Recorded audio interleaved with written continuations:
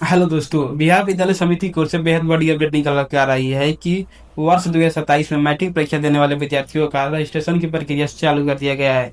यानी कि 9th class का रजिस्ट्रेशन स्टार्ट कर दिया गया है। आज की इस वीडियो में यही जानेंगे कि आप अपना रजिस्ट्रेशन की प्रक्रिया कैसे पूरी कर पाइएगा और साथ ही रजिस्ट्रेशन के वक्त आपसे कितने पैसे लिए जाएंगे। हाँ, कुछ ऐसे विद्यार्थी होंगे जिनका रजिस्ट्रेशन इस वर्ष नहीं हो पाएगा। आखिर उनका रजिस्ट्रेशन इस वर्ष क्यों ना हो पाएगा, इन सारी सवालों का जवाब हम आपको इस वीडियो में देंगे। तो आप वीडियो को अंत तक देखिएगा, जिससे आपकी पूरी जानकारी आसानी से समझ में आ जाएगा। क्या है पूरी जानकारी, चलिए हम आपको स्क्रीन पर जाकर बतलाते हैं।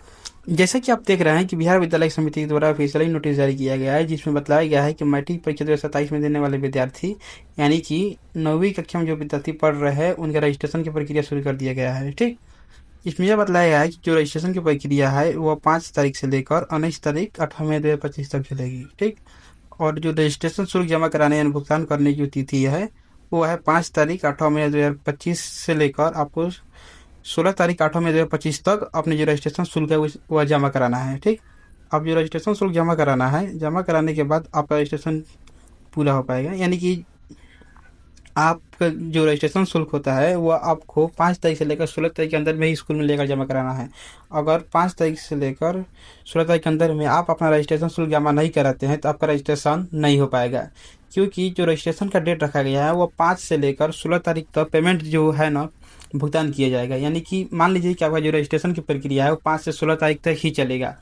5 से 28 तारीख तक का जो डेट दिया गया है यह आपके लिए नहीं दिया गया है, बल्कि यह विद्यालय के प्रधान के लिए दिया गया है।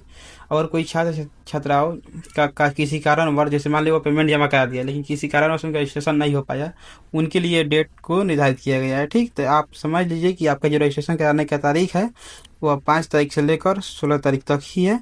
आप क्या कीजिएगा, 5 से लेकर 16 के अंदर में कभी भी जाकर अपने विद्यालय से रजिस्ट्रेशन फॉर्म को प्राप्त कर लीजिएगा और उसे भर कर जो रजिस्ट्रेशन शुल्क होता है और फॉर्म लेकर विद्यालय में जमा करा दीजिएगा।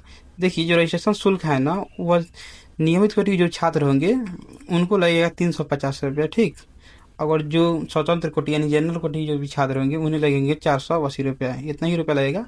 इसमें 10 रुपया 20 रुपया इधर उधर हो सकता है, ये विद्यालय पर भी निर्भर करता है कि कोई विद्यालय कितना लेता है। ठीक, इसमें यह भी बताया गया है कि देखिए, जो इसका मेन रोड नोटिफिकेशन है उसमें बताया गया है कि कुछ ऐसे छात्र होंगे जिनका कि इस वर्ष रजिस्ट्रेशन नहीं हो पाएगा। आखिर उनका रजिस्ट्रेशन क्यों नहीं हो पाएगा ये भी आप समझ लीजिए। अगर कोई छात्र का या छात्राओं का जन्म 1 मार्च से लेकर 1 मार्च 2013 के बाद हुआ है तो वैसे छात्र छात्राओं का रजिस्ट्रेशन इस वर्ष नहीं हो पाएगा, क्योंकि बिहार बोर्ड ने यह भी बतलाया है कि मिनिमम उम्र जो होना चाहिए बिहार बोर्ड के छात्र छात्राओं का माध्यमिक परीक्षा देने के लिए उनका 14 वर्ष होना चाहिए। यानी कि आपका अगर जन्म 1 मार्च 2027 तक 14 वर्ष पूर्ण जा रहा है तो समझ जाइए कि आपका रजिस्ट्रेशन इस वर्ष हो पाएगा। यानी अगर आपके पास सॉरी अगर आपका जन्म 1 मार्च 2027 तक 14 वर्ष नहीं पुगता है तो आपका रजिस्ट्रेशन नहीं हो पाएगा और ना ही आप मैट्रिक परीक्षा 2027 में भाग ले पाइएगा। ठीक,